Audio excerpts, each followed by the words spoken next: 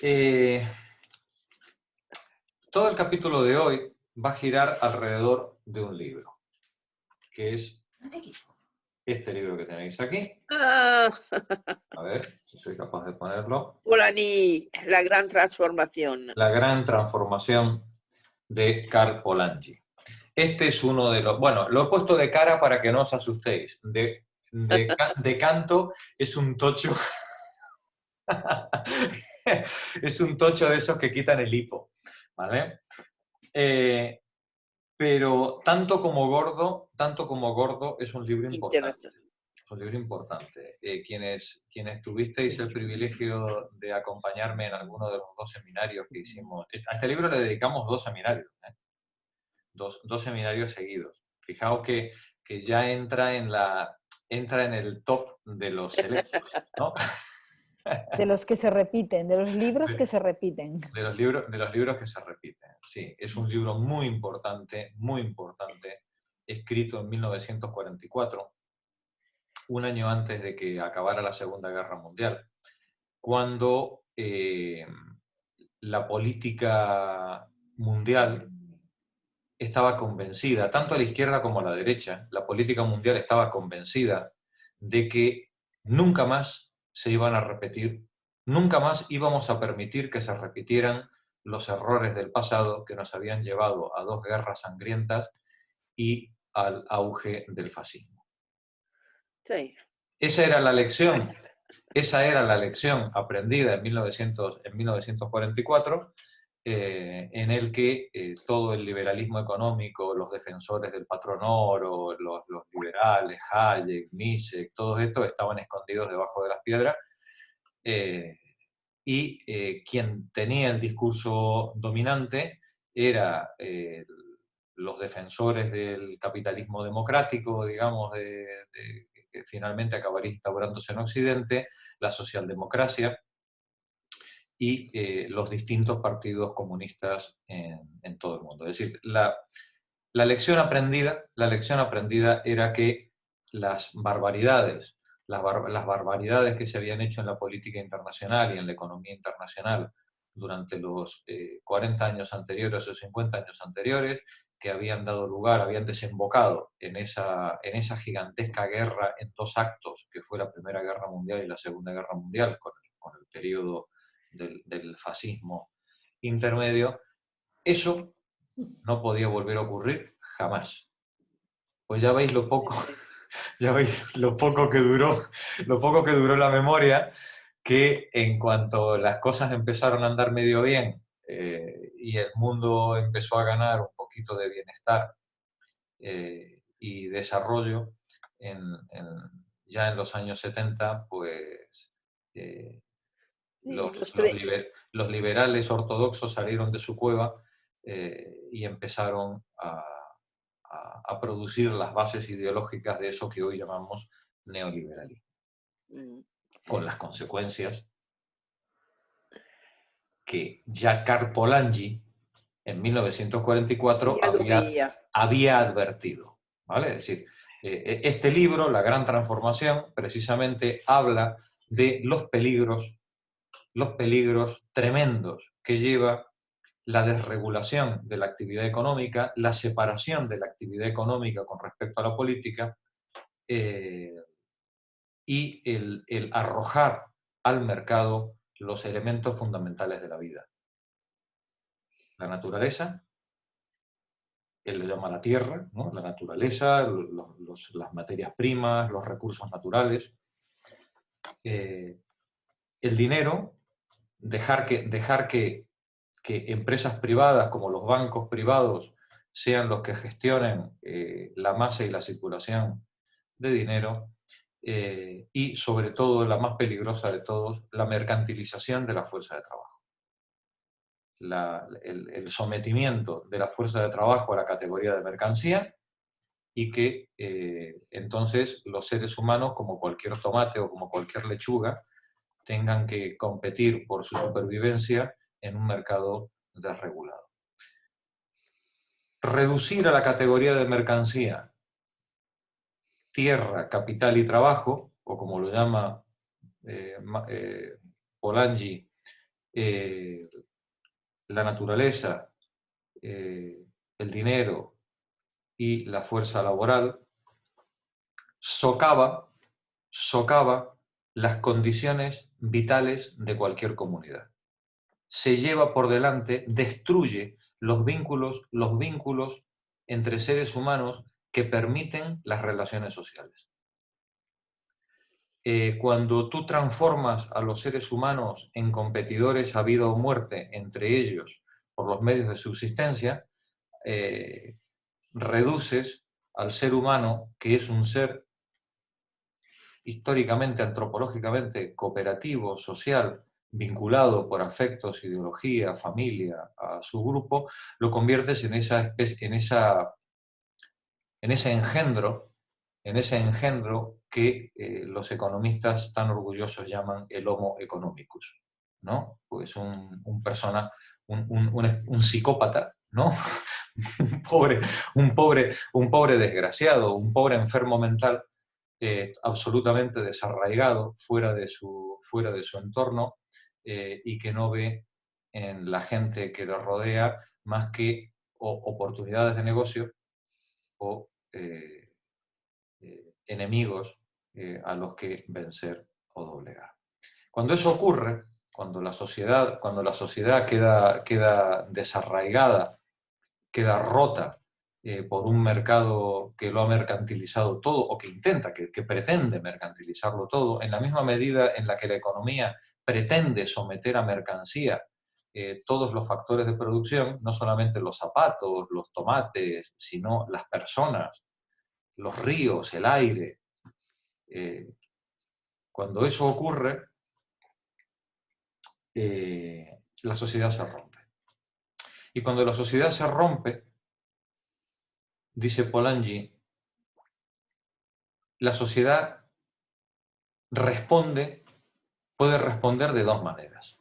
Bueno, tres. Una hundiéndose, extinguiéndose, desapareciendo, quedando fagocitada por poderes superiores. Lo normal es que la sociedad reaccione y se resista. ¿Cómo se resiste la sociedad? Dice Polanyi, mediante un contramovimiento. Un contramovimiento de tipo proteccionista de la misma comunidad, de la misma sociedad, que puede tener dos versiones. Una versión emancipadora y una versión fascista.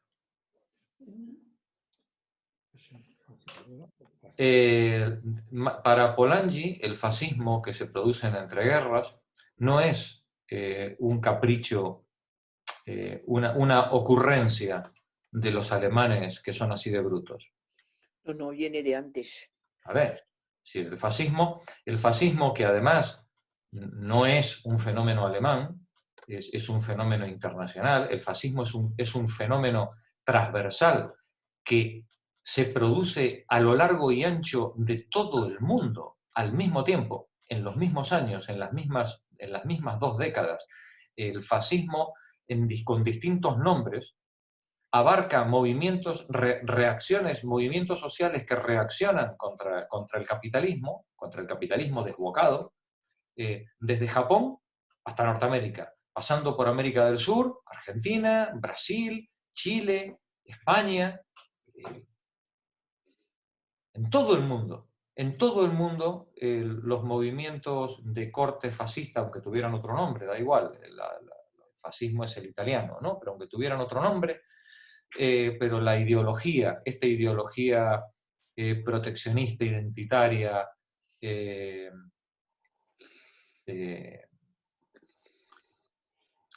que ataca a lo extranjero, que percibe todo lo que viene de fuera como un enemigo, el odio al inmigrante, el odio al judío, como símbolo de quien detenta la banca, los poderes financieros o la industria, el odio a cualquier gesto, símbolo que pueda venir de fuera, que sea foráneo, como por ejemplo el comunismo, o o cualquier tipo de ideología que no enraíce en los valores culturales heredados por la tradición, todo ese enorme contramovimiento no es otra cosa que un contramovimiento que es una reacción visceral, ignorante, pero visceral y cierta, contra los resultados caóticos de un sometimiento de la sociedad a los designios ciegos y arbitrarios del mercado capitalista desregulado, esa tremenda globalización que se lleva por delante los medios de vida, las relaciones sociales y las comunidades a lo ancho y largo del mundo. Polanyi, en 1944, escribe este libro, La Gran Transformación, son las lecciones que él da en la Asociación de Trabajadores creo que de Londres, creo que es en Londres donde él da estas clases como extensión universitaria de sus clases de economía política. Y finalmente es editado en Norteamérica, donde él se va para residir allí, y de donde es expulsado porque su mujer es nada menos que Ilona Duszynska. Y vosotros diréis, ¿y quién es esa señora? Ilona Duszynska. Bueno, pues os invito a que echéis mano de Wikipedia y que os informéis, porque Ilona Duszynska no solamente fue una tremenda revolucionaria de los años 20, expulsada de Austria, en su momento tuvo que huir por luxemburguista, y finalmente cuando consigue Polanyi con su mujer llegar a... Bueno, en Inglaterra, mientras Polanyi escribía libros de filosofía y de antropología, su mujer se dedicaba a hacer de prueba de casas de combate, ¿vale? Sí, para que nos hagamos, para que os hagáis una idea del perfil de la señora, ¿no? Es decir, una señora de armas tomar en el sentido literal, ¿no? Y le daba igual un Kalashnikov que un cazabombardero, ¿no? Y cuando se van los dos a Norteamérica, en Norteamérica no le permiten a Polanyi quedarse porque su mujer tiene antecedentes comunistas. Al loro, ¿no? Y entonces se tienen que ir a Canadá, donde acabarán su vida y donde hoy está el archivo de Polanyi en manos que regenta su hija. Uno de los grandes textos que pasó absolutamente desapercibido en el momento en el que fue escrito, no le interesó a nadie. De hecho, este libro se iba a llamar algo así como El mundo de ayer, o una cosa así, ¿no? Y el editor le dijo que no podía llamarse así porque Stefan Zweig había escrito un libro muy parecido, ¿no? Con el mismo título, y entonces le tuvieron que cambiar el título, ¿no? La gran transformación. Este libro pasó absolutamente desapercibido, ¿y sabéis por qué? Porque en 1945, 1950, lo que decía este libro era una obviedad. Era tan obvio lo que decía este libro que no tenía ningún interés ni político ni académico. Estaba clarísimo. Este libro permaneció en el olvido hasta 1980. Con la caída del muro de Berlín, con la crisis y caída del bloque soviético y el auge sin freno del neoliberalismo, de pronto este libro vuelve otra vez a cobrar vigencia, cuando la historia nos muestra que cuando el mercado desregulado asalta a la sociedad, vuelven los fascismos. Es a partir de 1990 cuando este libro empieza otra vez a ser leído y será un clásico a partir de la crisis de 2008. Qué paradoja, ¿no? Que un libro tenga que desaparecer para volver a revalidar su importancia 50 o 60 años después. Bueno, tampoco Polanyi tendría que ofenderse mucho porque lo mismo le pasó al Capital de Marx, solo que 150 años después. Ya está, pues ahí quedó tirado. Conclusión, que si compráis La Gran Transformación, compráis el de Virus Editorial, que es muy correcta, está hecho por un profesor de sociología. Ahora, pesa su peso, ¿eh? Pesa su Sí, peso. es un tocho, es un tocho. Una traducción muy correcta, muy bien hecha, además hecha por un compañero, un profesor de aquí de Madrid, y con la introducción de Manuel Rodríguez, que es una introducción muy interesante también. Así que, en fin, esa es la historia. Pero bueno, ya veis que el pobre libro de Polanyi ha tenido sus vicisitudes, y sobre todo en castellano. ¿Me oís o no? Sí, Julián, adelante. A ver, una pregunta que te quiero hacer. Yo tengo la impresión de que una cosa buena, entre cometes, que actualmente tenemos es que parece ser que ya se han puesto de acuerdo que el nivel de autodestrucción que tiene la humanidad actualmente obliga a ni plantearse nunca jamás lo de volver a una guerra en plan de bombas nucleares. Porque me imagino yo que ellos saben que no va a haber ningún ganador. Y eso para mí es, dentro de lo malo, un paso que es consecuencia de la Segunda Guerra Mundial. Porque yo creo que... Sí, digamos que ahora los dueños de las bombas nucleares son los mismos, ¿no? Sí. Y eso pues tiene su ventaja, claro. No, pero lo único que yo veo peligroso es que es la destrucción de la naturaleza, no solamente por las bombas, sino por el proceso industrial que empleamos, pero Sí. no por guerras a No, nivel de Rusia, China, tal vez. Guerras cuando parciales, Polanyi... locales habrá, pero... Claro. Cuando Polanyi habla de la destrucción de la naturaleza, no está hablando de la destrucción de la naturaleza por guerras, sino por la economía. Por el uso eso estoy de acuerdo. ¿cómo se llama? Expoliador, ¿no? El expolio que se produce en la naturaleza, y absolutamente irrecuperable, que pone en peligro las condiciones ecológicas necesarias para el sostenimiento de la vida, ¿vale? Y por tanto necesarias para el mantenimiento de la comunidad. ¿Qué es la crítica o por qué Nancy Fraser, y ya entramos en el capítulo, por qué Nancy Fraser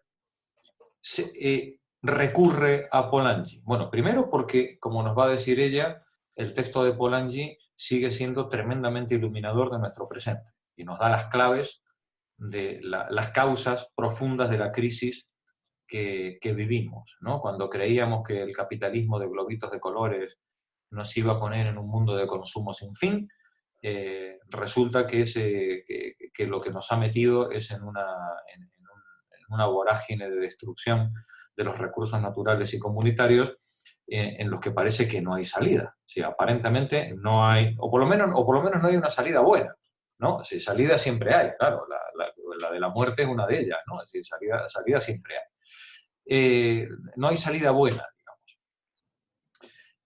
Pero Nancy Fraser nos dice que Polanyi hoy debe ser revisado. Y debe ser revisado porque para Polanyi, Polanyi detectó contra el liberalismo económico, detectó el contramovimiento fascista.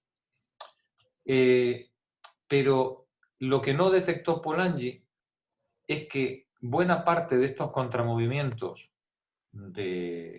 contra el capitalismo, que pueden ser por el fascismo, por el lado de la izquierda o por el lado de la derecha, buena parte de estos contramovimientos pueden incluir elementos de organización social que sean represores de minorías étnicas o represores de sectores sociales o represores de género.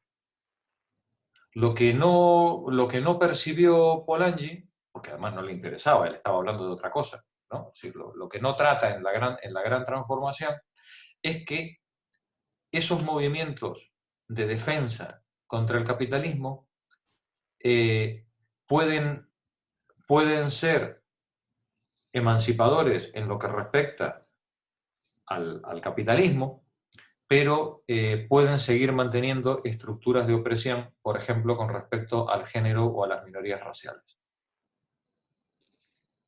Es decir, no todo anticapitalismo es deseable, ¿vale? O digamos, o dicho de otra manera, no necesariamente por ser anticapitalista es deseable.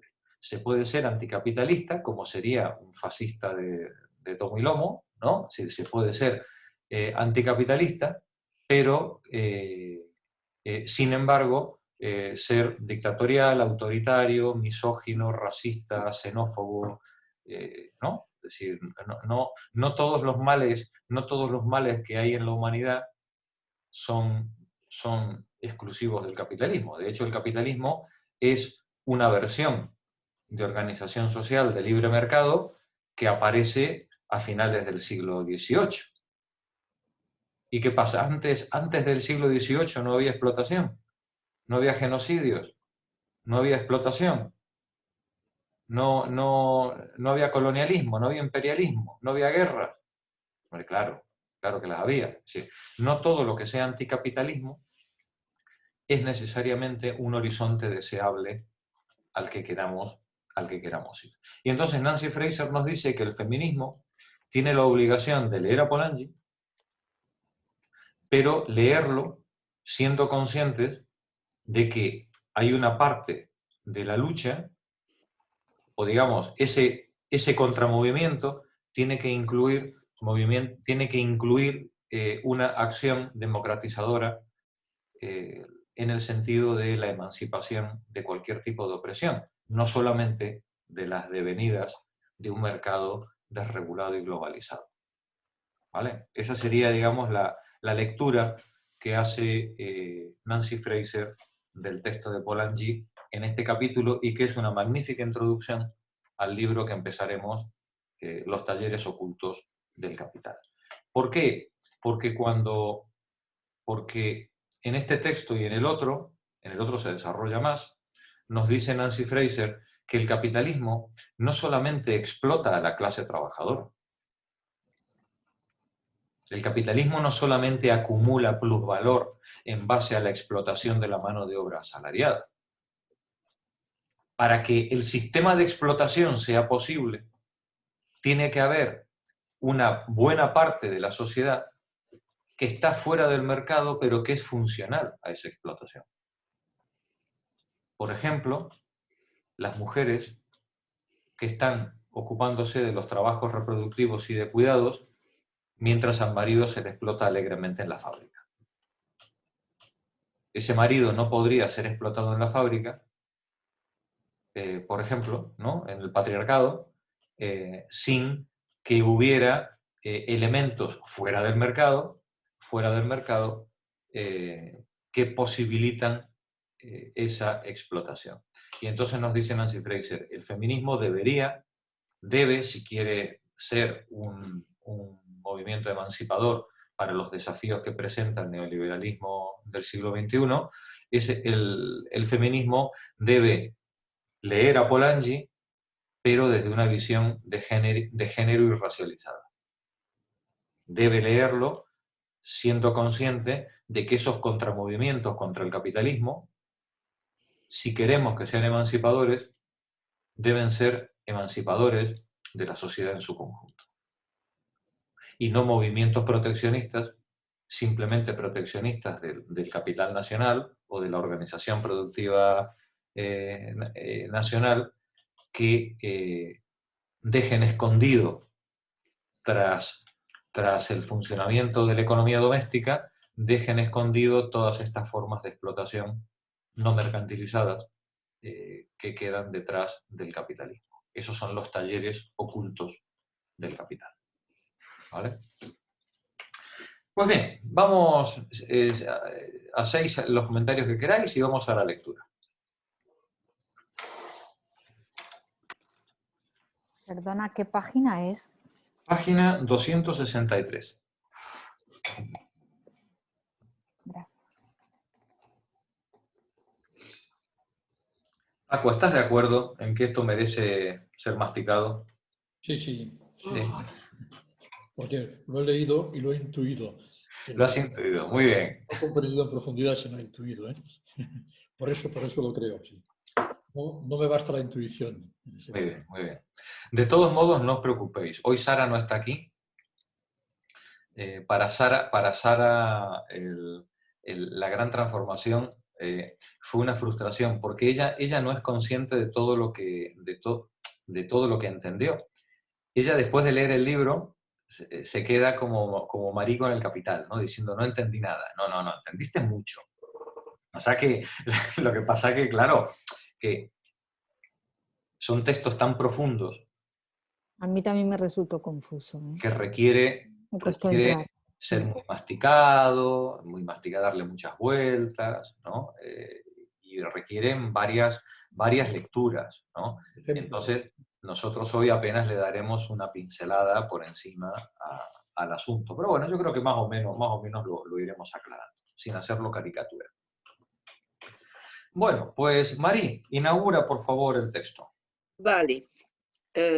Entre la mercantilización y la protección social, ¿cómo resolver la ambivalencia del feminismo?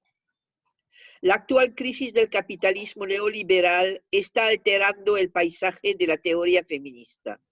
En las pasadas 2 décadas, los teóricos se distanciaron mayoritariamente del grupo de teoría social a gran escala asociado con el marxismo.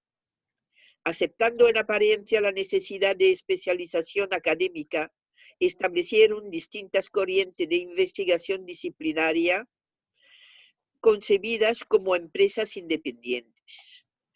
Ya se centrase en la jurisprudencia o en la filosofía de la moral, la teoría democrática o la crítica cultural, el trabajo avanzaba relativamente desconectado de cuestiones fundamentales de la teoría social. La crítica de la sociedad capitalista, fundamental para generaciones anteriores, prácticamente se desvaneció de la teoría feminista. La crítica centrada en la crisis capitalista fue declarada reductiva, determinista y desfasada. Gracias, María. El feminismo también fue víctima de esa moda infame de la especialización que vivimos a partir de los años 80, ¿no? en la que dejamos de hacer estudios generales y estudios humanísticos generales para empezar a especializarnos en la métrica del tornillo con el que íbamos a poner la lavadora, ¿no? Y entonces se hicieron ingenieros en métrica de tornillo 16, ¿no? Y lo mismo con la medicina, y lo mismo con la ciencia política, y lo mismo en la filosofía, y se perdió. El resultado fue la pérdida de la visión general con respecto a los grandes problemas humanos y una hiperespecialización absolutamente estéril, en la medida en la que no le permitía nada más que a algunos pocos o pocas privilegiadas el poder hilvanar los distintos campos en una teoría general que permitiera la comprensión de los problemas humanos. Y esto pues también le pasó al feminismo, igual que a todos los campos del saber. Se especializaron los investigadores, las investigadoras en los distintos aspectos, pero además con el agravante de olvidar el marco general de interpretación de la teoría marxiana u otro. Vamos a ver, si no era necesario que fuera el de la teoría marxiana, pero por lo menos que tú pudieras meter tu teoría dentro de un marco general de interpretación que te permitirá ponerla a prueba, no con tu limitado proyecto, sino precisamente en el marco general de la explicación humana. Pero además, lo grave es que los problemas que planteaba el marxismo de las décadas anteriores fueron abandonados. Y así tuvimos que asistir en los años 80 y años 90 a que aquello de la crítica económica y de tal, aquello que estaba desfasado, superado, como decían los progres en los años 90. Eso que está caduco, superado, ¿no? Recíclate, muchacho, ¿no? Que ahora lo importante es el último grito que se está trabajando en la academia. Adelante, Mari. Hoy, sin embargo, tales verdades se encuentran irremediablemente dañadas. Ahora que el sistema financiero mundial se tambalea, la producción y el empleo mundiales se encuentran en caída libre y con la amenazadora perspectiva de una perdona, recesión. perdona, sí, ¿Sí? estabas leyendo bien, discúlpame, María. Decíamos, ahora que el sistema financiero mundial se tambalea, la producción y el empleo mundial se encuentran en caída libre, y con la amenazadora perspectiva de una recesión prolongada, la crisis capitalista ofrece un telón de fondo ineludible para cualquier intento serio de teoría crítica. Crítica, sí. Adelante. Las teóricas feministas no pueden, en consecuencia, evitar la cuestión de la sociedad capitalista. La teoría social a gran escala, con el objetivo de aclarar la naturaleza y las raíces de la crisis, así como las perspectivas de resolución emancipadora, promete recuperar su lugar en el pensamiento feminista. La crisis de 2008 nos coloca otra vez ante la evidencia de que tenemos que ser capaces de interpretar todo el problema humano en su conjunto desde un marco teórico que permita su comprensión. Esa teoría social a gran escala es la que constituye hoy el desafío investigador y político de nuestra época. Continúa, María. Pero ¿cómo deberían exactamente las teorías feministas enfocar estos temas? ¿Cómo superar la carencia de enfoques economicistas desacreditados que se centran exclusivamente en la lógica sistémica de la economía capitalista? ¿Cómo desarrollar una interpretación ampliada y no economicista de la sociedad capitalista que incorpore las conclusiones del feminismo, la ecología, el multiculturalismo y el postcolonialismo? Fijaos lo que nos plantea, cómo desarrollar una interpretación ampliada, no economicista, que incorpore las conclusiones del feminismo, la ecología, el multiculturalismo y el postcolonialismo. Adelante, María. ¿Cómo concebir la crisis como proceso social en el que la economía está mediada por la historia, la cultura, la geografía, la política, la ecología y el derecho? Dice, cómo concebir la crisis como un proceso social.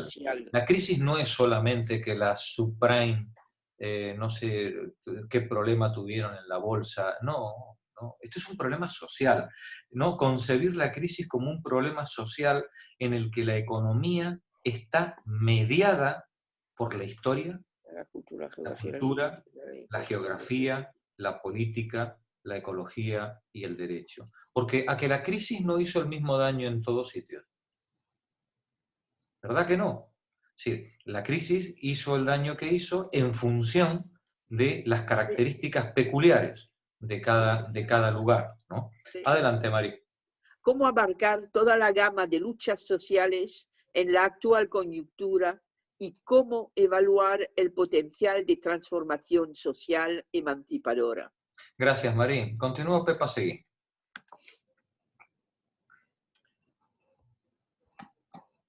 Vale, ¿se me oye? Sí. Sí. Vale. El pensamiento de Karl Polanyi ofrece un prometedor punto de partida a dicha teorización. Su clásico de 1944, titulado La Gran Transformación, explica la crisis capitalista como un proceso histórico polifacético que empezó con la Revolución Industrial en Gran Bretaña y acabó en el transcurso de más de un siglo abarcando el mundo entero e incluyendo el sometimiento imperial, las depresiones periódicas y guerras catastróficas.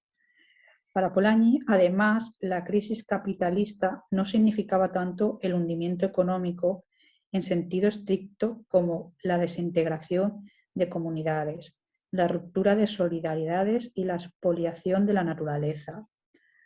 Radicaba más en un cambio fundamental en el lugar que ocupa la economía frente a la sociedad, que en contradicciones intraeconómicas tales como la tendencia de la tasa de beneficio a caer. Sí, nos dice, para Polanyi la crisis capitalista no significa tanto el hundimiento económico, en sentido estricto, como la desintegración de las comunidades, la ruptura de solidaridades y el expolio de la naturaleza. Dice, radicaba más en un cambio fundamental en el lugar que ocupa la economía frente a la sociedad. ¿Cuál es el lugar que tiene la economía frente a la sociedad? Esa es la pregunta que se hacía Polanyi. ¿La economía es algo independiente de la comunidad, como quiere el liberalismo? ¿O la economía es la manera en la que una comunidad reparte su trabajo y reparte su riqueza y por tanto debe estar sometida políticamente? Adelante, Pepa. Sí, subvirtiendo la relación hasta entonces universal en la que los mercados estaban insertos en las instituciones sociales y sometidos a normas morales y éticas, los defensores del mercado autorregulado pretendían construir un mundo en el que la sociedad, las costumbres morales y la ética estuviesen subordinados a los mercados y de hecho modelados por ellos. Los defensores del libre mercado, los defensores del mercado autorregulado, pretendían no que la economía estuviera sometida a los dictados de la política, sino, como quiere la Comisión Europea y como quieren buena parte de nuestros dirigentes políticos, que sea la sociedad la que se ajuste a los requerimientos de la economía de mercado y a los requerimientos de los mercados financieros, ¿no? No es la economía al servicio del hombre, sino el hombre al servicio de la economía. Claro. Es decir, que ha pervertido totalmente el sentido. Pervertido totalmente, Marí. Verdaderos psicópatas, ¿vale? Sí. Ellos no lo saben, pero lo son, ¿vale? Es decir, están... Y claro, no a todos les puedes medicar, ¿no? Si, y ellas... ¿qué le vamos a hacer? ¿no? ¿Sabes? Cortarles la cabeza. ¿Cómo dice Julián? Ellas tampoco lo saben, ¿eh? No, no lo saben. No. Ellas tampoco. Hay una parte que juega al Monopoly, creyendo que la vida es eso, es un juego, y hay otros que son muy cínicos y muy sinvergüenza, sí, claro, sí. Hay una parte que lo sabe, sí. En todo caso, los problemas sociales para ellos no son más que efectos colaterales, ¿no? Continúa, Pepa. Sí, que muy bueno lo que también el apunte que ha hecho Julián de ellas, porque bueno, lo hemos comentado en alguna otra clase, ¿no? El tema de que el feminismo llegue a la política. Y a veces hay quizá de buena fe que veamos mujeres en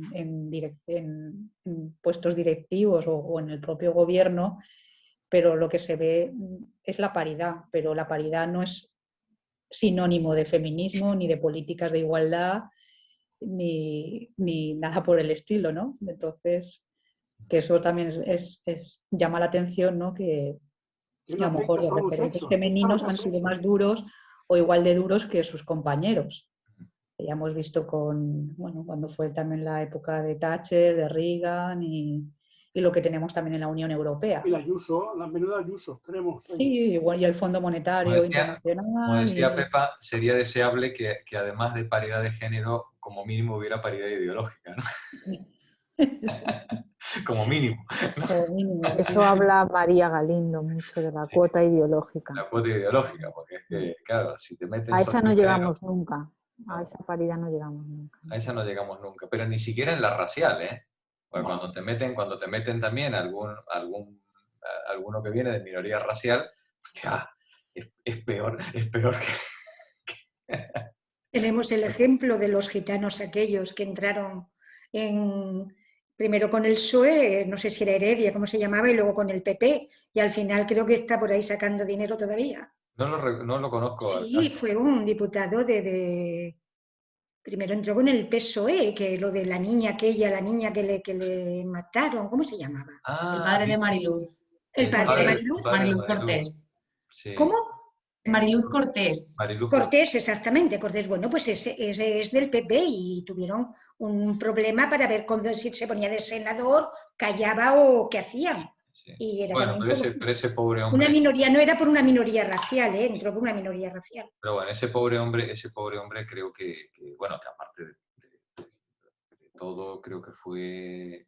creo que intentaron utilizarle, lo que pasa que a ese no le utilizaba a nadie, me parece. Pero utilizaba él con su iglesia evangelista esa que tenía. Claro.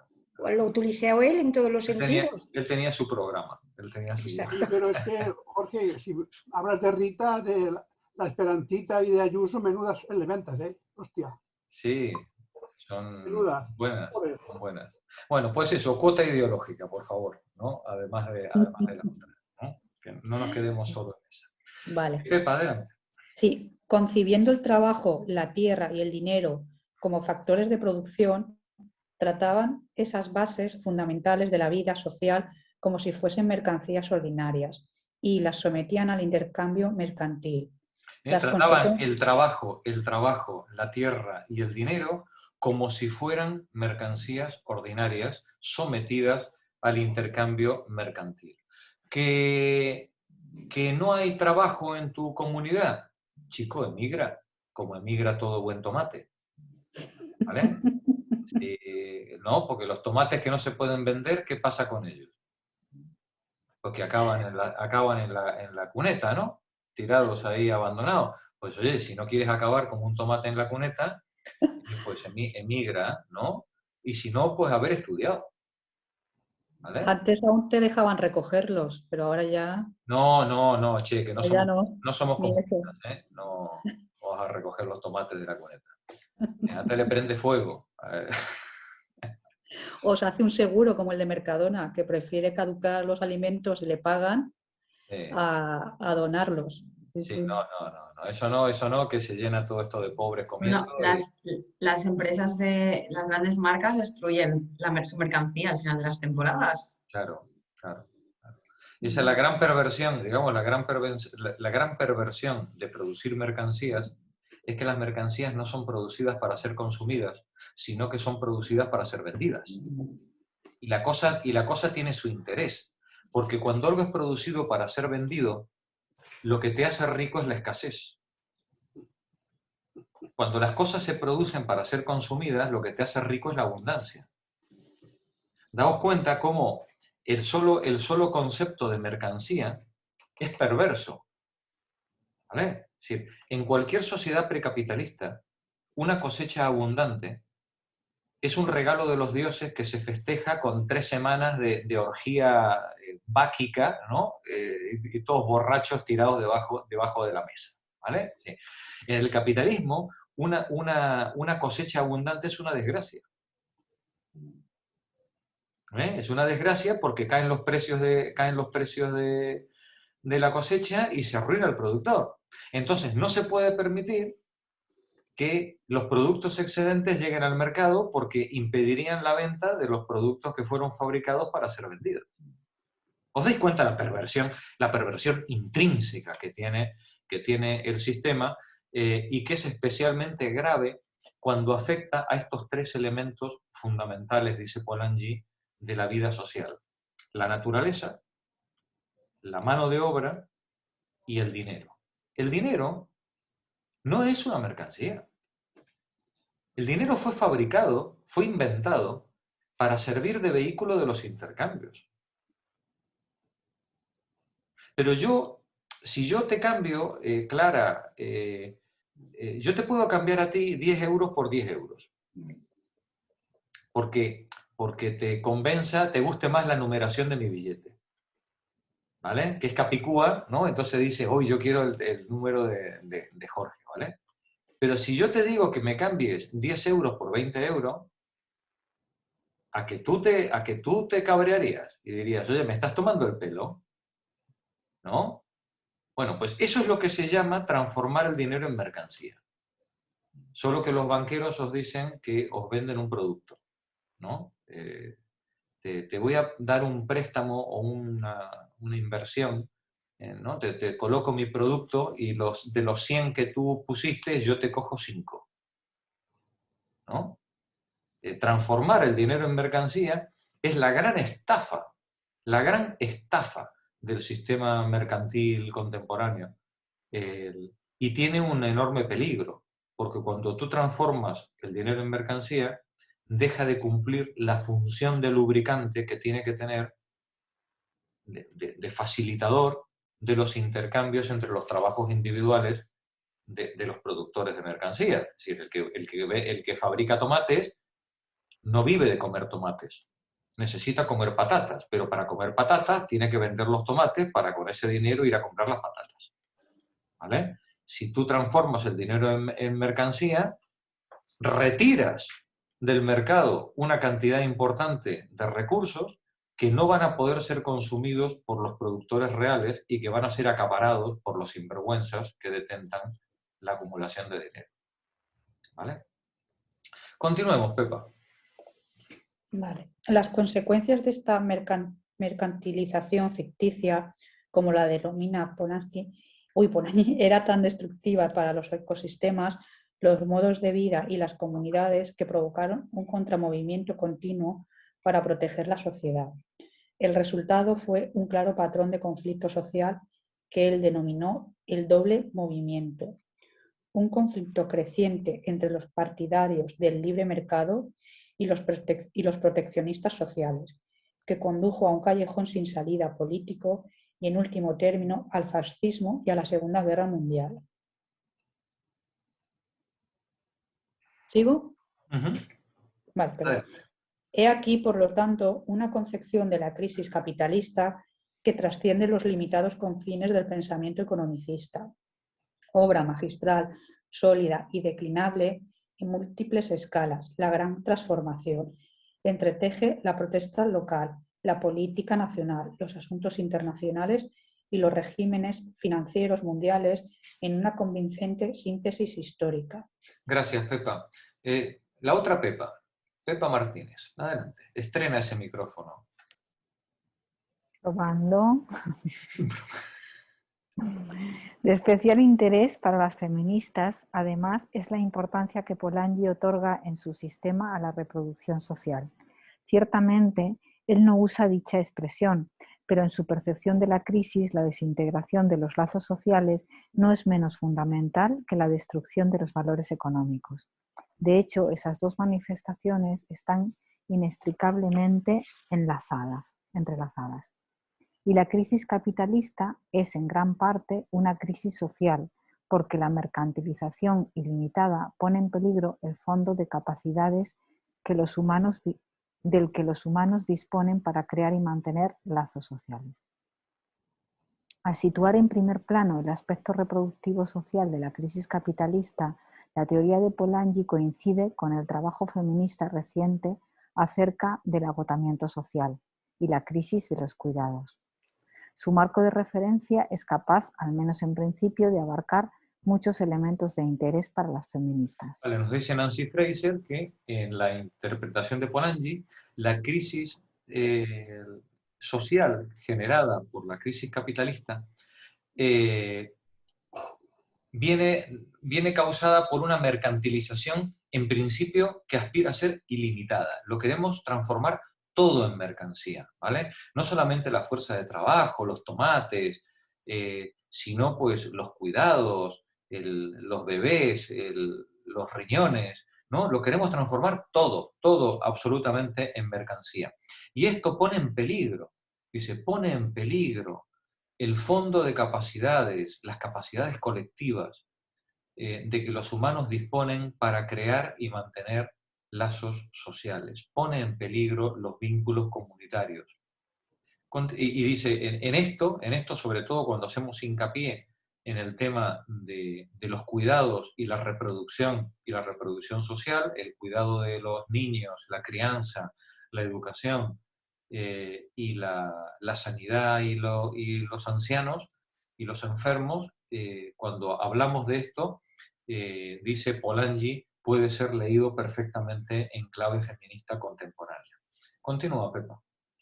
Estos aspectos podrían por sí solos convertir a Polanyi en un prometedor recurso para las feministas que intentan entender las dificultades de la sociedad capitalista en el siglo XXI. Pero hay otras razones más específicas para recurrir a él en la actualidad. La historia contada en la Gran Transformación se parece a los acontecimientos actuales.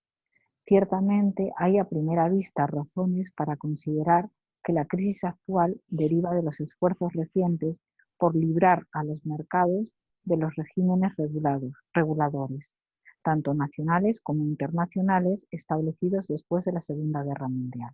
¿En qué consistió la crisis, dice Polanyi, del capitalismo del siglo XIX? Consistió en un intento de laissez-faire mundial, de desregulación completa de los mercados, que llevó a la destrucción de las economías mundiales y a la destrucción de una parte de las economías mundiales y al enfrentamiento entre bloques económicos en la Primera Guerra Mundial. Ese enfrentamiento entre bloques económicos de la Primera Guerra Mundial dio lugar al aplastamiento de uno de los bloques económicos y a la destrucción de todo su sistema productivo y a la pauperización de esa población.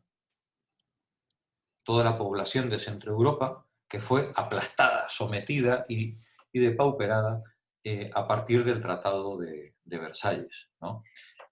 Dando por resultado esa explosión de odio, de indignación, que alimentó, por un lado, los movimientos socialistas y comunistas, y por otro lado, el auge de los fascismos como último resguardo de las pequeñas minorías nacionales capitalistas que querían protegerse escudándose en ese fascismo nacionalista, tratando de escudarse detrás de ese fascismo de la globalización económica y el libre mercado internacional, ¿no? Continúa, Pepa, por favor. Dice, bueno, perdona, es que nos dice Polanyi. Eso que ocurrió, que describe Polanyi en la Gran Transformación, se parece muchísimo a lo que está ocurriendo hoy, ¿vale? En el que el neoliberalismo ha abandonado los mecanismos reguladores de la Segunda Guerra Mundial, establecidos después de la Segunda Guerra Mundial, e intenta un marco globalizado universal absolutamente desregulado, donde cualquier ser humano y cualquier elemento de la naturaleza en cualquier lugar del planeta quede en manos del mercado. Y frente a eso viene la reacción. Adelante, Pepe.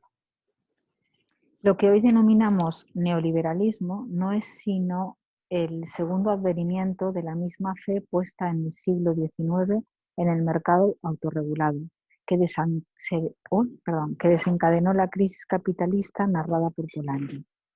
Ahora, como entonces, los intentos de aplicar este credo están estimulando esfuerzos por mercantilizar la naturaleza, el trabajo y el dinero.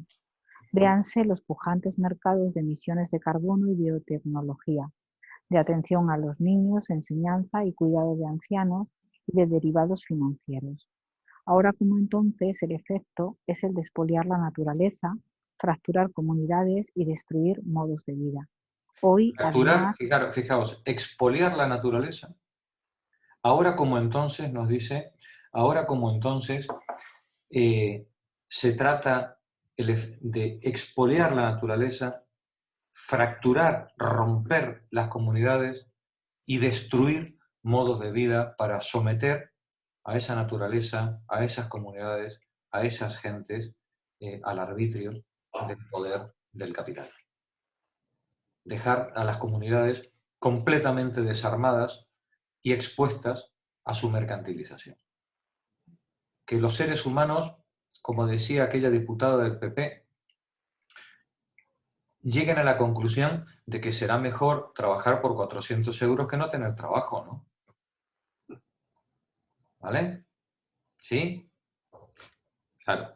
Después no se llama la atención de que Vox tenga clientela, ¿no? Claro, cuando a ti te dicen eso y eres un poquito corto, la primera reacción, claro, es cabrearte, ¿no? ¿Sí? No hace falta ser muy listo, ¿verdad? Para cabrearte cuando te dicen que será mejor ganar 400 euros que nada. ¿Vale? Y además te dicen que la culpa es tuya, por no haber estudiado, ¿no? No, Venga, Jorge, sí. o idealizar un trabajador de esos que reparten por ahí con la bicicleta y que está estudiando bajo una farola. Sí, claro. Exaltar eso, ojo, Claro. Ojo. Claro, la salida fascista es la salida nacionalista, es la salida xenófoba, es la salida individual, ¿no? Es decir, yo aquí yo salgo por encima de todos los demás, ¿no? Claro, hay otra salida, que es la salida social, comunitaria, ¿no? Pero eso ya sabéis que solo son los bolcheviques, ¿no? A las que se les ocurren esas cosas extravagantes, ¿no? La gente tiene muy poca capacidad de análisis, ¿no? Para ver el trasfondo de esas imágenes, como el del repartidor de globo estudiando debajo de una farola. Lo ven bonito, lo ven en Facebook con unas 4 palabras bonitas que dicen, fíjate, hay salida, o yo que sé, no sé ni lo que dicen, y ya está, y lo comparten como, fíjate qué bien, qué imagen tan bonita. Y ya está, y no va más allá. Si Sí, quieres, sí. puedes. Si quieres, puedes, ¿no? Sí. Sí. Sí. Entonces, claro, no es... Por eso cuando desde la izquierda hemos caricaturizado el asunto, y yo he tenido que oír, ¿no? Esto de decir qué ignorantes son los que votan a Trump, qué ignorantes, qué estúpidos, qué idiotas son los que votan a Vox. Cuidado. Sus problemas son reales, ¿eh? No es una fantasía la del que está pedaleando con una caja de globo a la espalda, ¿eh? Sus problemas son reales. Su hambre, su incertidumbre, sus miedos son reales. La luz que no puede pagar para calefaccionarse es real. El médico que no puede pagar es real. Los libros que no le puede comprar a sus hijos para ir a la escuela, eso es real. Otra cosa es que aparece el listillo de turno del partido y le explica que eso es culpa de un chino o es culpa del inmigrante magrebí que le ha quitado el puesto de trabajo, porque fíjate qué injusto que a cualquier inmigrante, y sobre todo si es mujer, que se pega un cabezazo contra una farola, dice que es violencia de género y además le dan 1.000 euros al mes ¿no? y un piso gratis. Pero el problema que tiene esa persona es que su problema es real. Y como tiene un problema real y está desesperado, necesita respuestas. Y si resulta que la respuesta que encuentra es fácil de entender y encaja dentro del universo tal como él lo ve, lo compra. Sí. Trump, Vox, no es un fenómeno mediático. Es la consecuencia de un sistema de expolio y destrucción capitalista que lleva a la gente a la desesperación y a encontrar salidas erróneas, fáciles, mentirosas, falsas, pero al fin y al cabo salidas que les permiten encontrar una respuesta a los problemas absolutamente reales que están sufriendo en sus propias carnes. Y si la culpa es del judío o del negro o del magrebí, pues a por ellos, oe. ¿Vale? Sí, bueno, en este caso la culpa es de todo de Unidas Podemos. Bueno. Claro, el chalet, la niñera, También, el moño. Pero también. también son personas que, es verdad, yo conozco votantes de Vox y mujeres, además, entre mis vecinas que tienen una situación económica pues dramática. Algunas sí que ya han cambiado desde que les ha llegado pues cheques de ayuda, con esto de la pandemia, pero aparte de los problemas reales que tienen de necesidades, como otro votante de otros partidos, también hay un problema de inmadurez y de incultura, ¿no? No quiero decir que sea nadie ni mejor ni peor, pero cosas muy básicas que es que no hay mucha falta de comprensión lectora, mucha gente ha dejado a temprana edad la escuela, no sabe ni siquiera interpretar una factura sencilla, no digo... Entonces, eso también, claro, recoge votos. No es lo que dicen las encuestas de votos de Vox, ¿eh? El votante de Vox no es precisamente ignorante, ¿eh? Bueno, en El el votante- masculino yo he leído que entre hombres es entre 25 y 45 años de clase, bueno, lo de clase media no sé ya cómo estará porque Pequeño, casi que no, pequeño muy emprendedor o pequeño. aspirante, pequeño emprendedor o aspirante a emprendedor. Un aspirante emprendedor, bastante machista, Claro, claro. pero creo que también hay una realidad de, sobre todo en la gente joven, que la gente que ha vivido pues la dictadura y luego la democracia, claro, tiene toda una visión global de esa época histórica. Pero la gente más joven que ya ha nacido con el capitalismo, con la democracia y con todo lo que conlleva, es bastante difícil que pueda analizar de una forma objetiva lo que está viviendo, porque cuando tú estás inmerso en una realidad, como por ejemplo si estás en una relación tóxica, casi que lo ven más los de fuera que tú. Tú estás realmente dentro de esa dinámica. No digo que no sea la situación salvable, ¿no? Pero es que cuando hablas con la persona que es votante, es que son cosas no solo que sean muy básicas ya para votar, sino incluso en su propia vida, de no asumir responsabilidades, no asumir pues errores, o sea, es todo como siempre es los demás, el otro, no hay una capacidad de análisis. Yo os pediría que reflexionarais sobre esto, Pepa, que estás diciendo. No hay tanta diferencia cultural, ¿eh?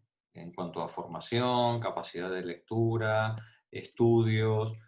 No hay tanta diferencia entre un perfil político y otro perfil político. Las diferencias suelen radicar en otras cuestiones, como son experiencias previas, entorno familiar, ideología, emociones, ¿vale? Es decir, Sí. son otras cuestiones. Lo que ocurre es que, digamos, que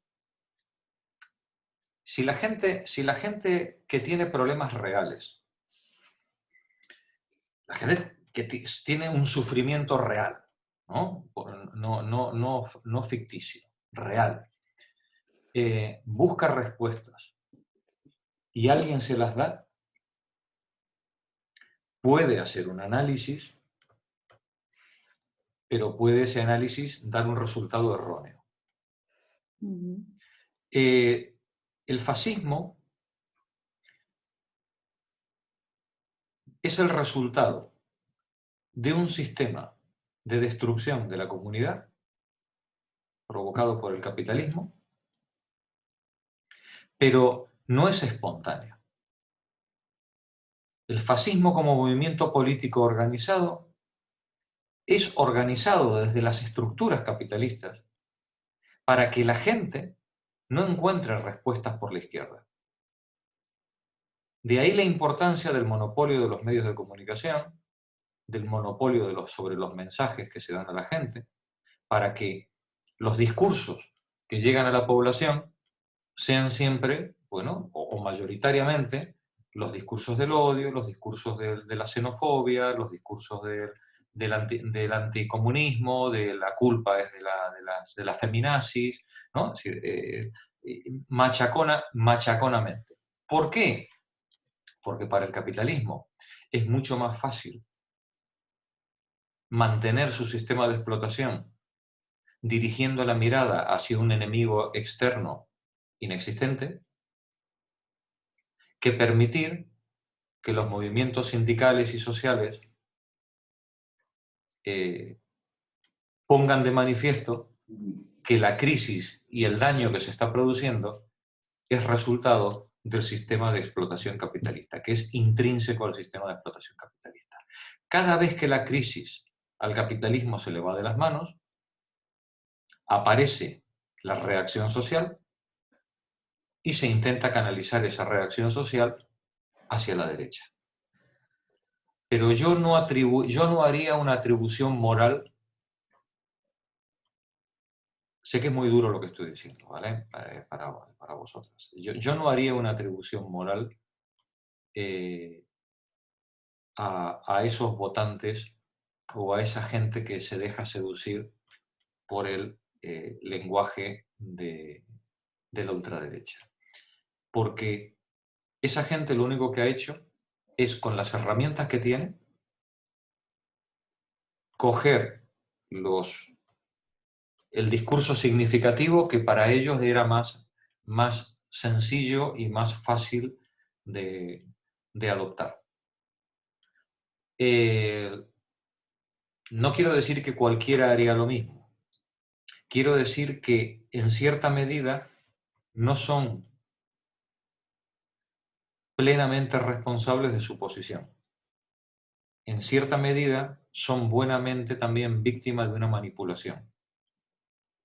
Una manipulación dirigida a desviar la atención de las causas profundas de los problemas que hay a nuestro alrededor.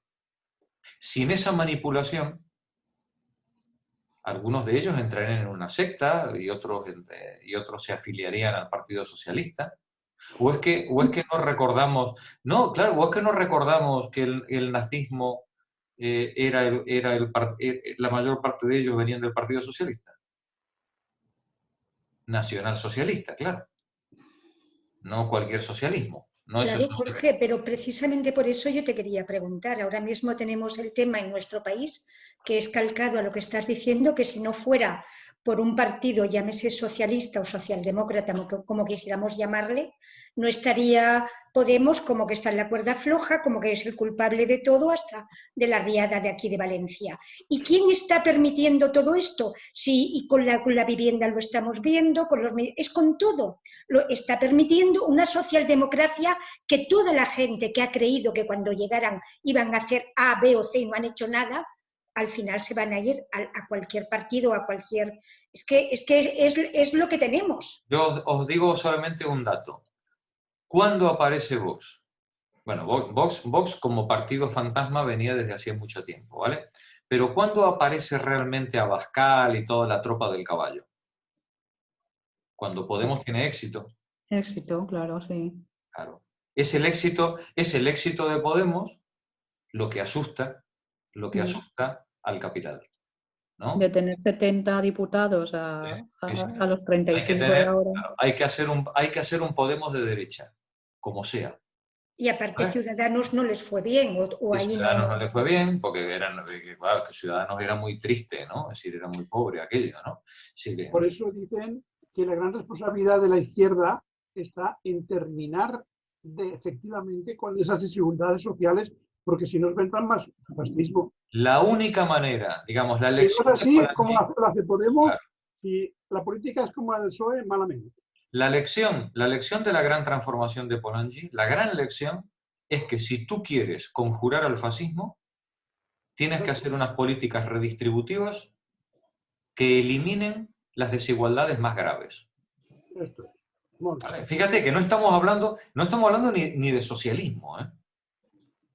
Estamos hablando de un capitalismo inteligente. ¿Vale? Sí, un capitalismo inteligente que quiera mantener un mínimo de paz social tiene que garantizar un mínimo de redistribución que evite que la gente busque salidas a la desesperada. ¿Vale? Pero fíjate, Jorge, perdona, que... ¿Se me oye? Sí, sí. Ah, vale, perdona. Que, me parece muy bien lo que has explicado y hemos ido viendo también en los diferentes seminarios y sabemos el tema de cómo cuela el capitalismo, su lenguaje, todo, ¿no? Pero lo que quería decir, que yo creo que también tenemos un poco que desmitificar el tema de que tener formación es igual a tener valores. No, claro. Porque, vale, sí, es verdad que hay una parte importante de varones que con una formación, yo también leí la encuesta de 25 a 45 años, pero tener formación no significa ni tener capacidad crítica, ni tener comprensión lectora en muchos casos, ni estar obcecado o tener cada uno sus ideas, por sus experiencias, todo el mundo lleva un bagaje, ¿no? Y yo soy la primera que seguro que muchas cosas estoy equivocada y que veré más adelante. Pero es que incluso cuando se habló de la renta mínima esta, es que hasta o sea, Vox estaba en contra, cuando la mayoría de la gente tiene problemas que no llega, no puede pagar el alquiler, no puede comer, o sea, que tú estés en contra de algo que hasta te beneficia porque piensas o te hacen creer que lo van a coger la gente vaga. O sea, es que el mensaje es tan absurdo. Los inmigrantes, las Claro, chicas. o incluso mujeres que han sido maltratadas y que los voten cuando se está en contra de los propios intereses de las mujeres, cuando ves que están en Andalucía desmantelando centros de acogida para mujer, dejando de llegar ayudas económicas para grupos feministas o grupos que se dedican a este tipo de servicios, dices, pues no sé, yo no soy mejor que nadie, pero hay cosas que tú, cuando llegas a final de mes o cuando ves que necesitas un servicio y no lo tienes, pues la verdad que el partido lo que te está proponiendo es justamente de lo que adoleces. Sí, No pero sé, si te dicen, a mí me pero si te intriga dicen, bastante. pero si Me te intriga explican que no lo bastante. recibes, si te explican que no lo recibes porque lo está cogiendo un inmigrante. Ya, claro. Claro, es que la cuestión Yo está lo creo. en la razón que te dan. Quiero decir, Porque es que, si tu precariedad te la justifican del lado de que es el inmigrante el que te lo quita, pues ya está.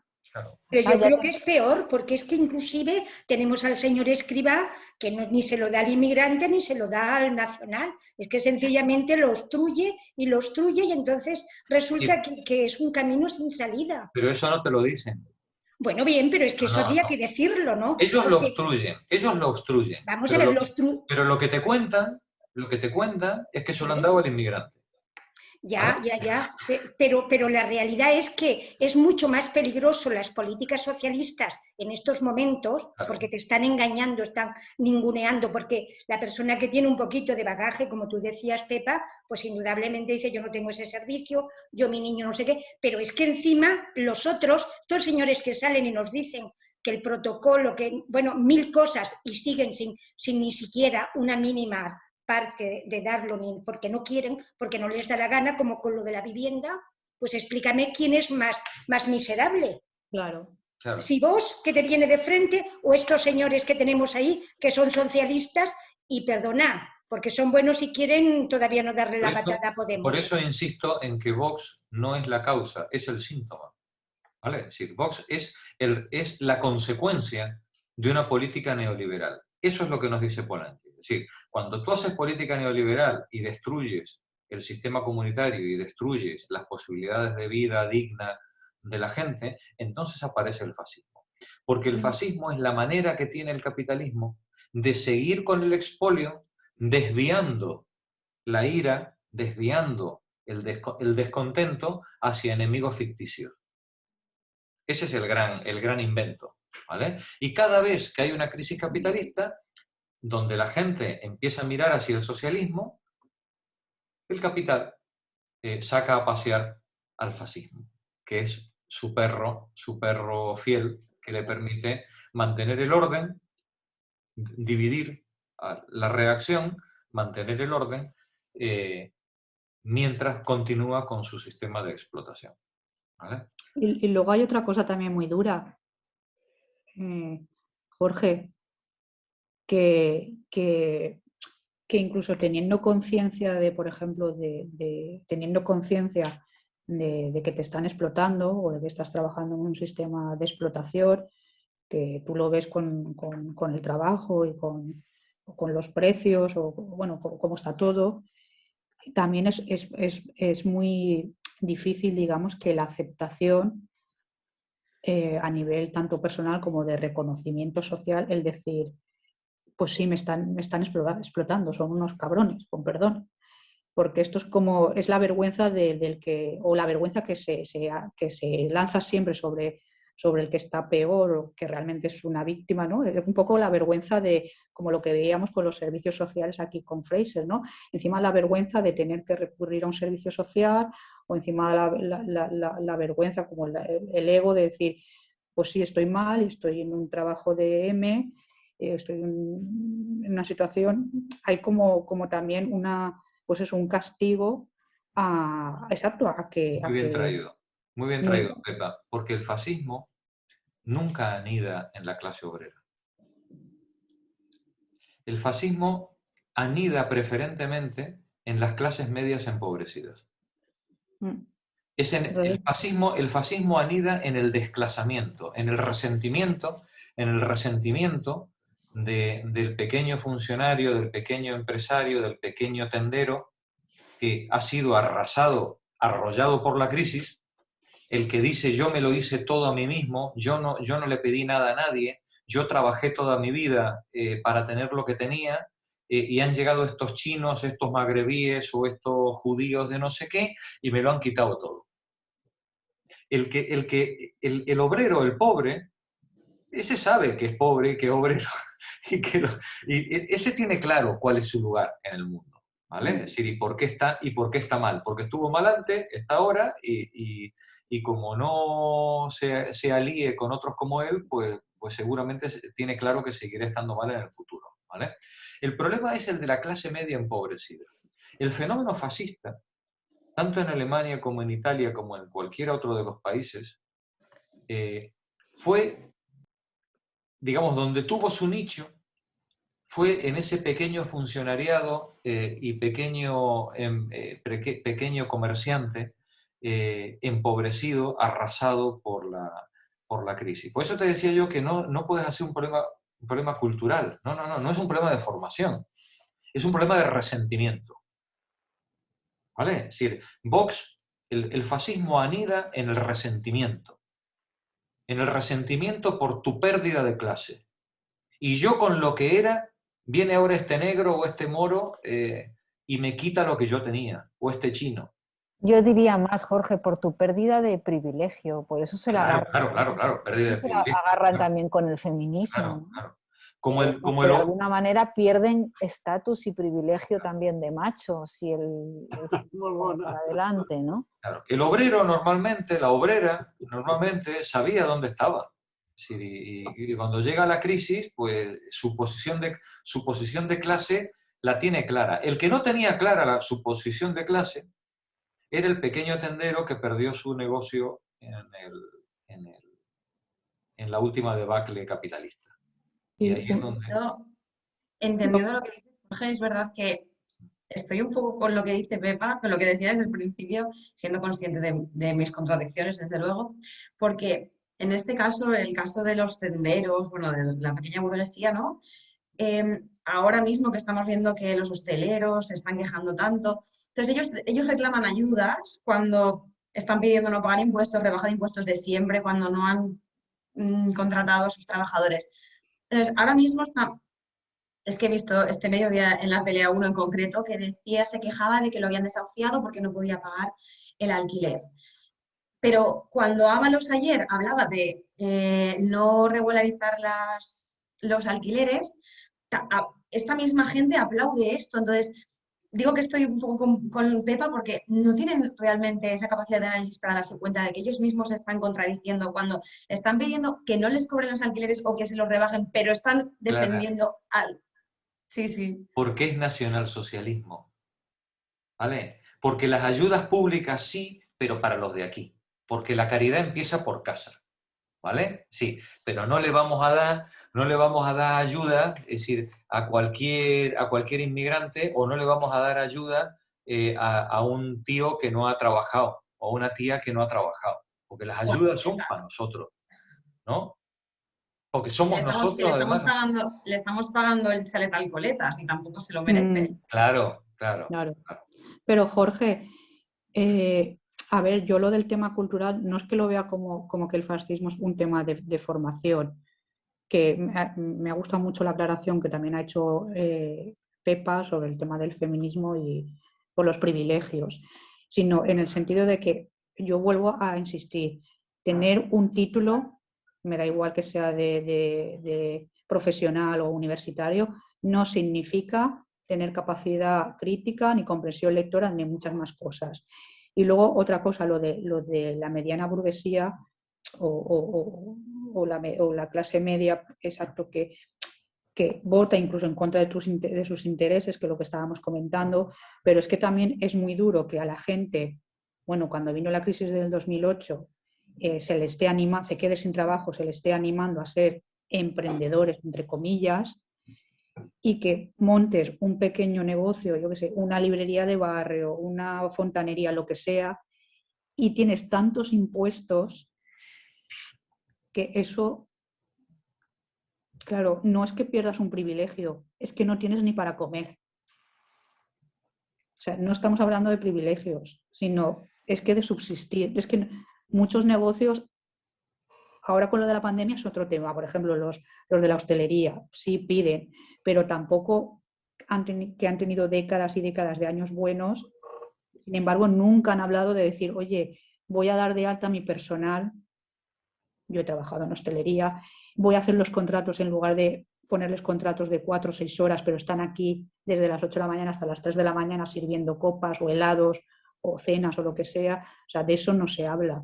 Entonces yo creo que ya no es una cosa de, en algunos sentidos, no del machismo y tal, de los privilegios, no son privilegios, es que la gente no llega y ha hecho un riesgo grande de endeudar a familia, amigos y gente que ha querido ayudar a montarse, ya te digo, aunque sea una fontanería en el barrio, y ha tenido que cerrar por los impuestos. Es que simplemente entre módulos, alquiler, esto y lo otro, no hay, claro, como no seas una multinacional.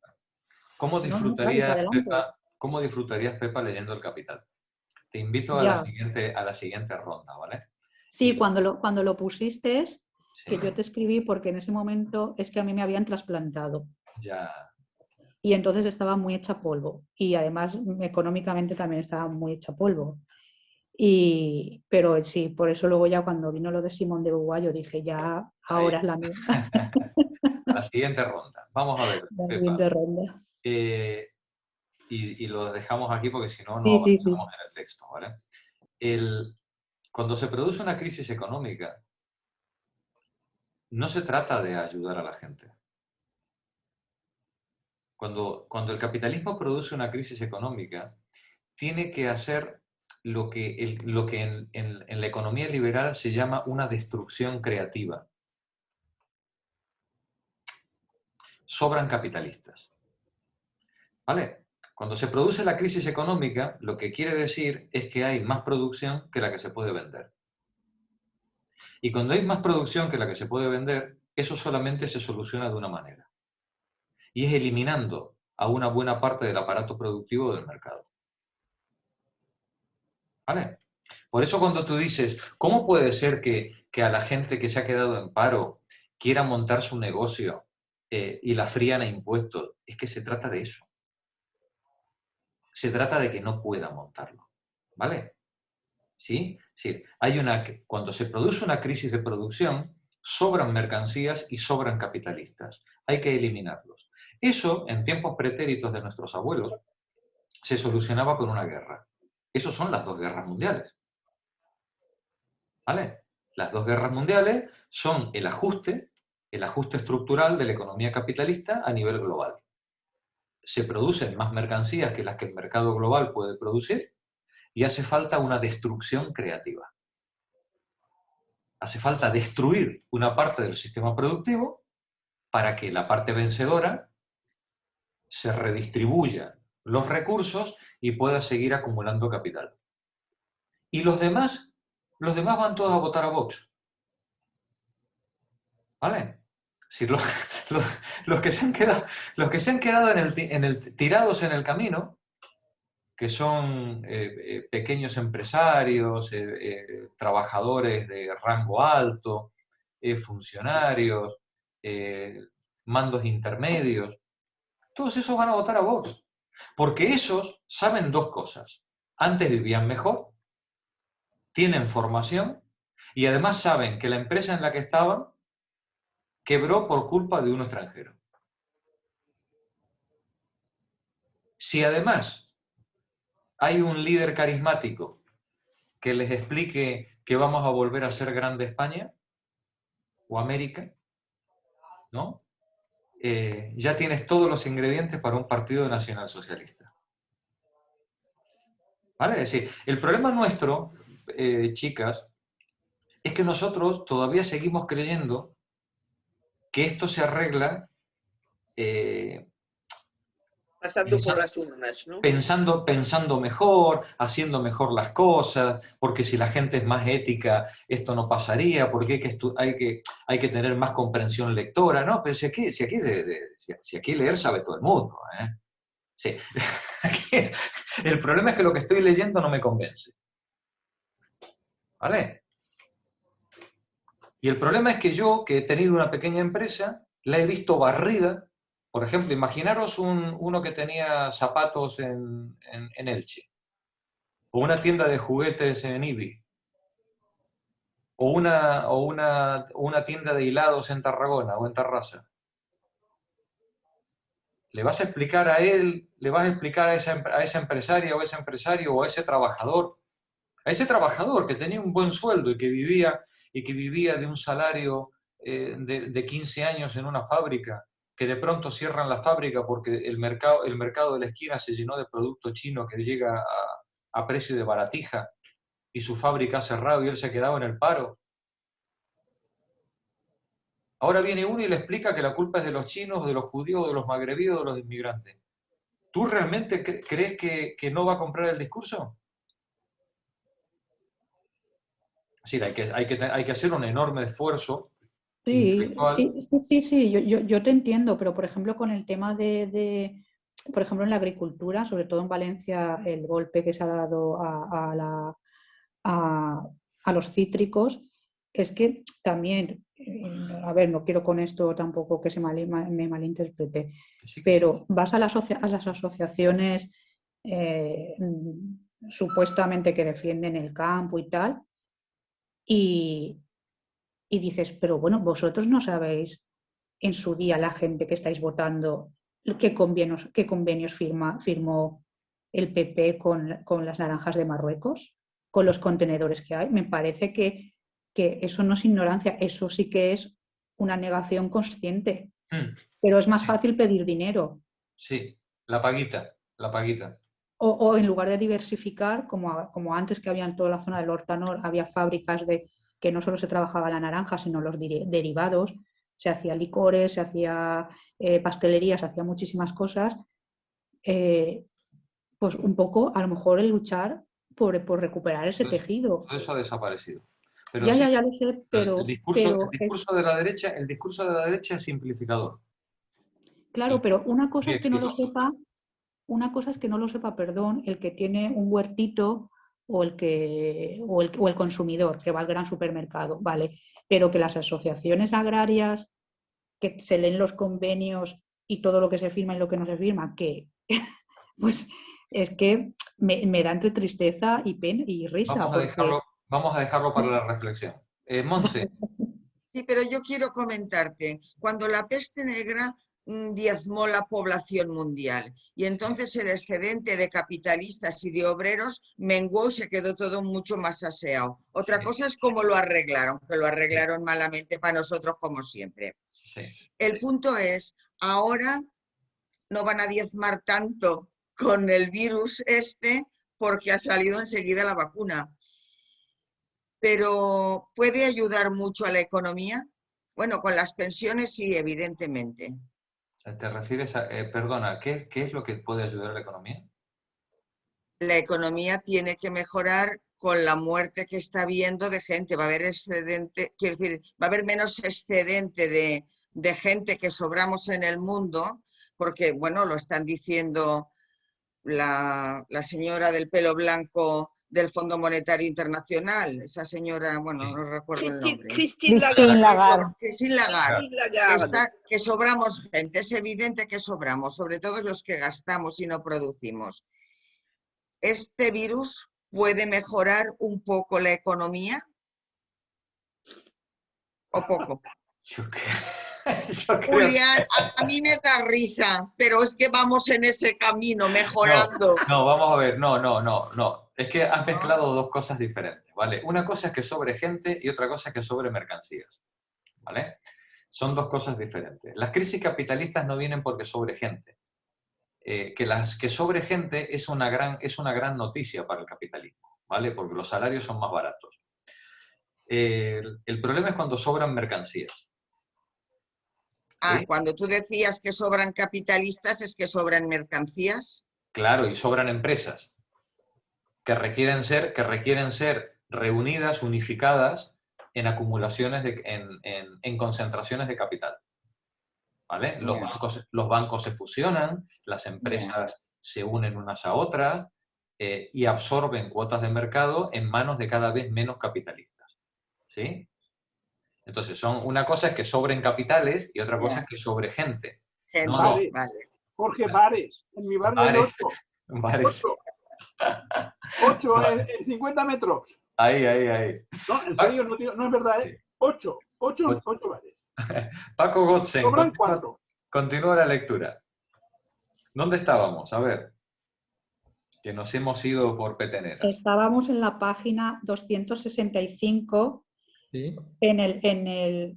cuando dice, ahora como entonces, los debates sobre la naturaleza... A mitad de la página, sí. Ahora como entonces... Un poquito más abajo. Vale. Ya lo he encontrado. Bueno, ahora como entonces, el efecto es el de ahora como entonces los intentos... Ahora como entonces, el efecto... Los debates. Aquí tengo, el efecto es el de expoliar la naturaleza, fracturar comunidades y destruir modos de vida. Hoy, además, como en tiempos de Polanyi, se están alzando movimientos opositores para proteger la sociedad y la naturaleza de los pillajes del mercado. Ahora, como entonces, los debates sobre la naturaleza, la reproducción social y las finanzas planetarias constituyen nodos centrales y puntos críticos de la crisis.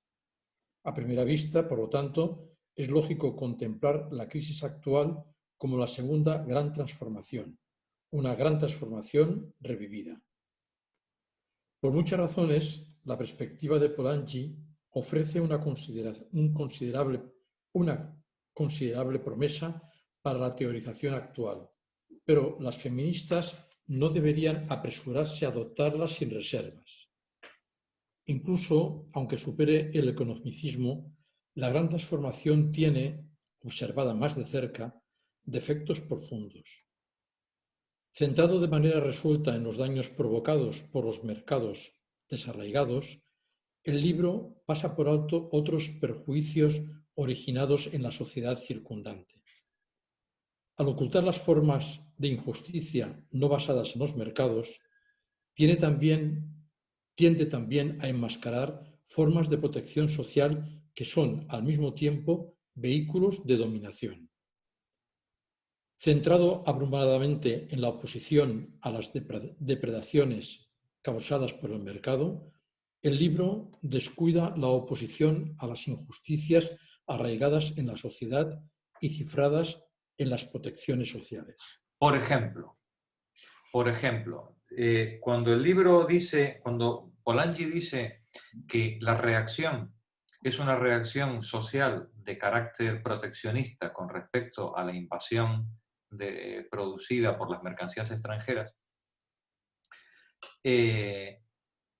Polanyi no trata el problema de que cuando ese empresario local consigue apoyarse en una estructura política que proteja a su comercio de la invasión de productos extranjeros, no hablamos de cómo ese empresario local explota a sus trabajadores. O no hablamos de cómo ese empresario local, por ejemplo, tiene trabajo esclavo doméstico, servil, femenino o feminizado en sus explotaciones. Es decir, el hecho de que la reacción contra la mercantilización y contra el sometimiento de la sociedad a los designios de un mercado globalizado, el hecho de que esa reacción se resuelva de fronteras adentro, no nos arroja luz sobre cómo es la estructura de explotación y dominación de fronteras adentro. Porque a lo mejor hemos cambiado un amo para sustituirlo por otro. O a lo mejor hemos eliminado un sistema de explotación basado en el libre cambio, un sistema de dominación y explotación patriarcal o feudal a la antigua usanza. Y de todo eso, claro, Polanyi no trata, porque Polanyi solamente está hablando de los orígenes del fascismo, evidentemente. Porque cuando este empresario que dijimos antes desclasado, que perdió su negocio en este neoliberalismo, consigue que su partido llegue al gobierno y consigue proteger otra vez y consigue su paguita para poner en marcha su negocio con la protección social de su entorno, ¿cómo va a tratar a las mujeres y a los inmigrantes y a los trabajadores? ¿Hay alguna garantía de que este empresario resucitado por la paguita va a llevar adelante una política emancipadora? Pues no, ¿verdad? Claro, de todo eso Polanyi en 1944 no hablaba. Adelante, Paco. Las teóricas feministas no deberían, por lo tanto, asumir el marco de Polanyi en la forma en la que aparece en la Gran Transformación. Lo que hace falta, por el contrario, es una revisión de dicho marco.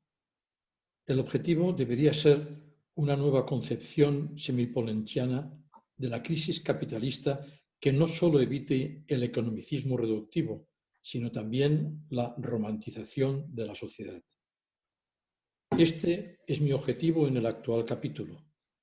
Intento desarrollar una crítica que abarque la sociedad, además de la economía, y propongo ampliar la problemática de Polanyi para abarcar un tercer proyecto histórico de lucha social que atraviese el conflicto central entre la mercantilización y la protección social considerado por él. Claro. Sí, un momentito. Nos dice, lo que voy a intentar en este capítulo es presentar el proyecto polanyiano ampliándolo de manera que permita comprender estos problemas derivados de la explotación de puertas adentro. Y ella en el párrafo anterior usa la palabra romantización de la sociedad. Dice, el objetivo debería ser una nueva concepción semipolanyiana de la crisis capitalista que no solo evite el economicismo reductivo, sino también la romantización de la sociedad. Decimos, la globalización y el neoliberalismo se ha llevado por delante el aparato productivo español. Dicho así, uno podría pensar que con Franco vivíamos mejor. Uno así podría pensar que el objetivo del proyecto emancipador es deshacer el camino andado en estos 40 años y volver al sistema productivo semifeudal que teníamos en la producción previa a la globalización en la que entró España. Dice, hay que evitar huidas románticas. El pasado nunca fue mejor, ¿vale? ¿Sí? Otra cosa, es decir, no podemos plantearnos como objetivo de futuro el volver a los momentos pasados que la historia se llevó por delante, ¿vale? Adelante, Paco. Este tercer proyecto, que yo denomino emancipación, tiene por objeto superar formas de sometimiento arraigadas en la sociedad. Elemento fundamental en ambas iteraciones de la gran transformación, la analizada por Polanyi y la que vivimos en la actualidad, las luchas por la emancipación constituyen el tercer elemento que media cualquier conflicto entre la mercantilización y la protección social. El efecto de introducir este tercer elemento que faltaba será el de transformar el movimiento doble en un movimiento triple, abarcando la mercantilización, la protección social y la emancipación. El movimiento triple formará el núcleo de una nueva perspectiva cuasi polanyiana capaz de aclarar lo que las feministas se juegan en la actual crisis capitalista.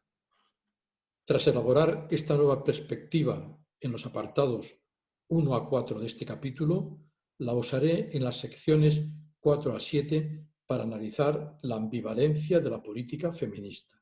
Vale, entonces lo que Fraser nos propone es que investiguemos los problemas que genera la globalización, no solamente desde el punto de vista del impulso liberalizador del neoliberalismo y del impulso proteccionista de